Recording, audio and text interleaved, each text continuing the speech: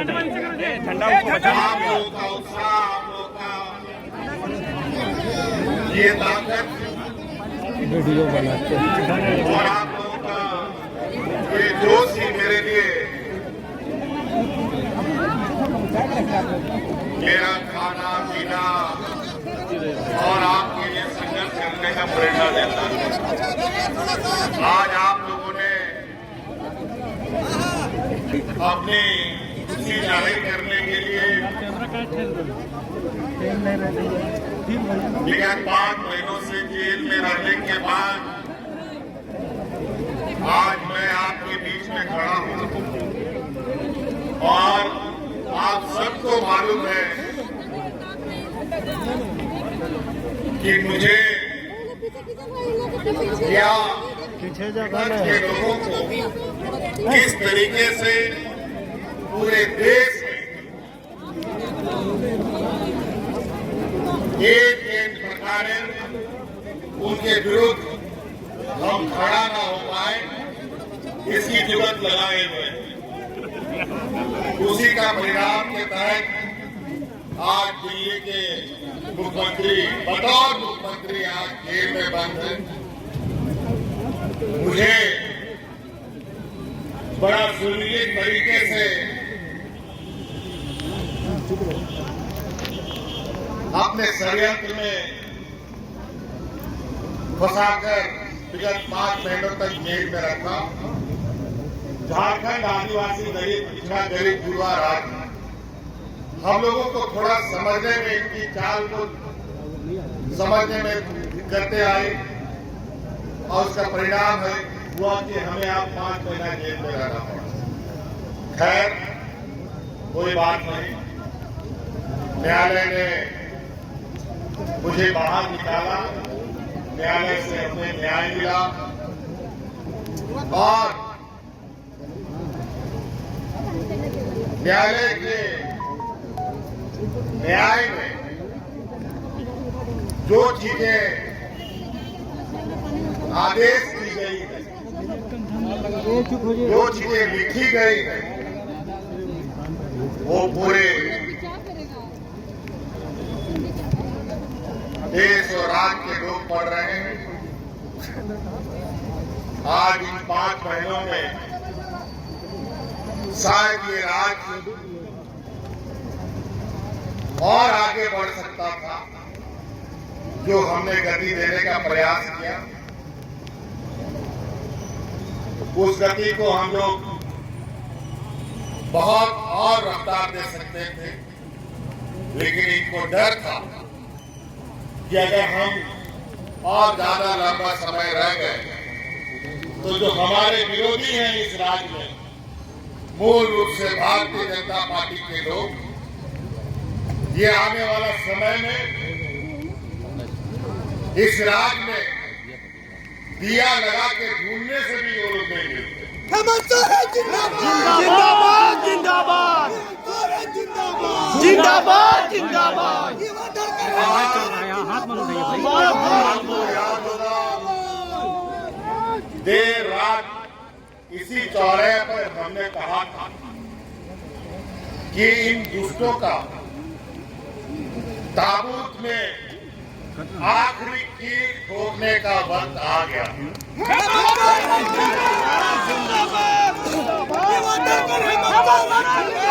जिंदाबाद जिंदाबाद। हम इस बात को हमेशा मान के चले हैं कि भगवान के घर में देर है अंधेर नहीं, और सच्चाई को आप किसी भी सीमेंट, किसी भी सिक्कर, किसी भी चीजों से दफन नहीं कर सकते। वो आज नहीं कल उभर के आता कि फिर से आज आपके बीच में आप लोगों के लिए आपका नेतृत्व देने के लिए जिंदाबाद जिंदाबाद। और आप लोग आश्वस्त रहें। अभी हम लोग लोकसभा का चुनाव जीते हैं और लोकसभा के चुनाव में जो भी परिणाम हुआ है, ये परिणाम खुशी और दुख का समावेश है। फिर भी इस चुनाव के माध्यम से इस राज्य के गरीब गुरुआ लोगों को, यहाँ के मूलवासी आदिवासियों को ताकत मिली है और अब बहुत जल्द विधानसभाओं के चुनाव भी होंगे। और मुझे तो पता चल रहा है, जो मुझे जानकारी आ रही है, ये हमारे चुनाव नियमित समय से पहले कराने की तैयारी कर रहे हैं। मैं तो इनको चुनौती देता हूँ,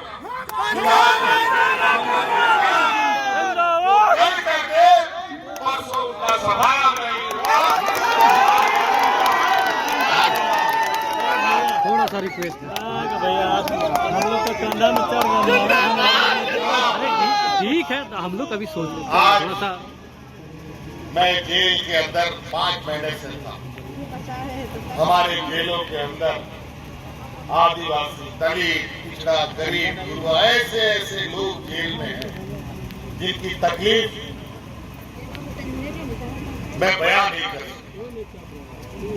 आज बड़ी सुनिश्चित तरीके से झारखंड जो खनिज संपदा राज्य है, जहां के खनिजों से पूरा देश का अर्थव्यवस्था चलता है, कई चीजों में सबसे अधिक हम लोग देश को रेवेन्यू देते हैं, वही बदले में हमें भीख मिलता है। अब ये काम नहीं होगा। अब बहुत जल्द राज्य में और देश के अंदर में एक ऐसा बड़ा बदलाव देखने को मिलेगा जहां गरीब गुरुआ लोगों की आवाज सुनी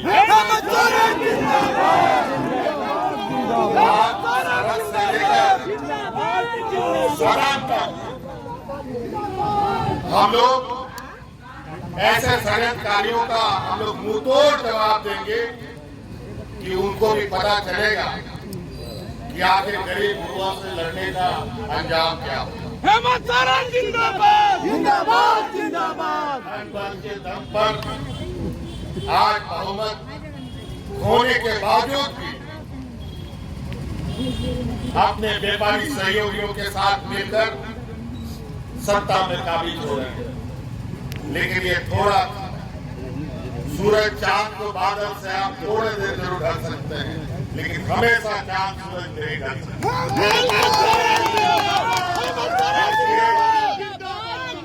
आप लोगों का बहुत बहुत आभार है और इसी जोश के साथ कि आप लोग डटे कि किसी भी समय ये लोग अपने मन के मुताबिक, अपने षड्यंत्र के विषाकों के मुताबिक फिर आने वाले राजनीतिक प्रतिद्वंदिता का मैदान खोलेंगे, चुनाव की घोषणा करेंगे। लेकिन इस संकल्प के साथ कि इस बार इस राज्य में जो हमने पहले भी कहा है, झारखंड का राज है तो झारखंडियों की ही सरकार बनेगी। जिंदाबाद जिंदाबाद जिंदाबाद। हेमंत सोरेन जिंदाबाद जिंदाबाद। हमारी आने वाली पीढ़ी, हमारे पढ़े लिखे नौजवान, हमारे पढ़े लिखे जो हमारी बहनें हैं, उन लोगों के लिए मार्ग प्रशस्त करना, हमारे बूढ़े बुजुर्ग को मान सम्मान देना, और जो हमारा अधिकतर लोग गांव देहात में बसता है, जो कई कारणों से आज के दिन में भी अपने जीवन यापन के लिए जद्दोजहद कर रहे हैं, अच्छे से अच्छी कार्य योजना बनाए और उनको मजबूती प्रदान करें, उनको अपने पैरों पर खड़ा करें। बहुत तरीके से लगातार ये लोग षड्यंत्र को अंजाम देते रहेंगे और हमेशा ये लोग इस काम को करते रहेंगे, क्योंकि इसी काम में ये लोग प्रांगत हासिल है। भाई बहन को लड़वाएगा, भाई भाई को लड़ाएगा, जात धर्म को लड़वाएगा, हिंदू मुस्लिम के नाम पर, आदिवासी ईसाई सरना के नाम पर, अगड़ा पिछड़ा के नाम पर, अमीर गरीब के नाम पर। इन लोगों ने जो अपना डिग्री प्राप्त किया है वो इन्हीं चीजों में डिग्री प्राप्त किया है। लेकिन 2024 के लोकसभा चुनाव में देश की जनता ने उनको ऐसा लाठी मारा है, तो लाठी तो दिखा नहीं, लेकिन दर्द इतना है कि आज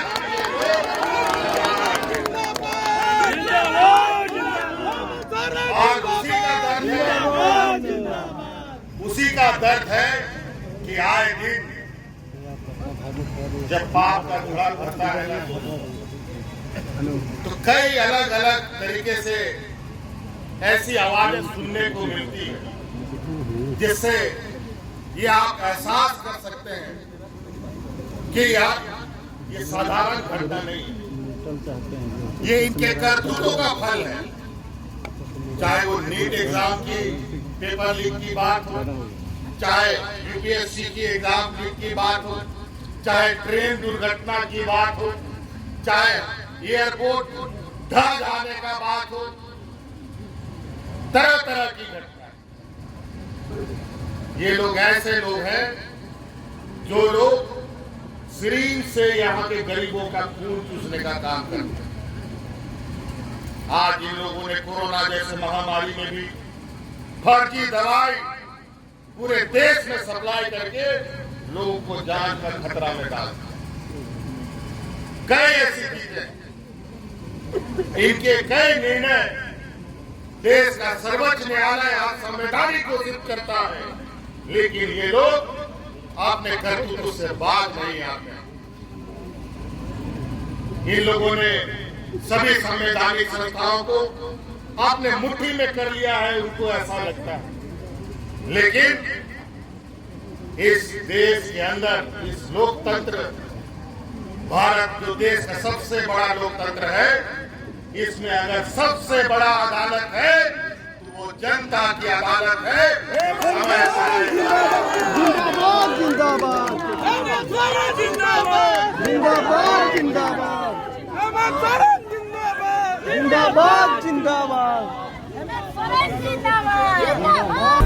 लाइव लगातार के वीडियो को लाइक करें, सब्सक्राइब करें और बेल आइकन को दबाना न भूलें।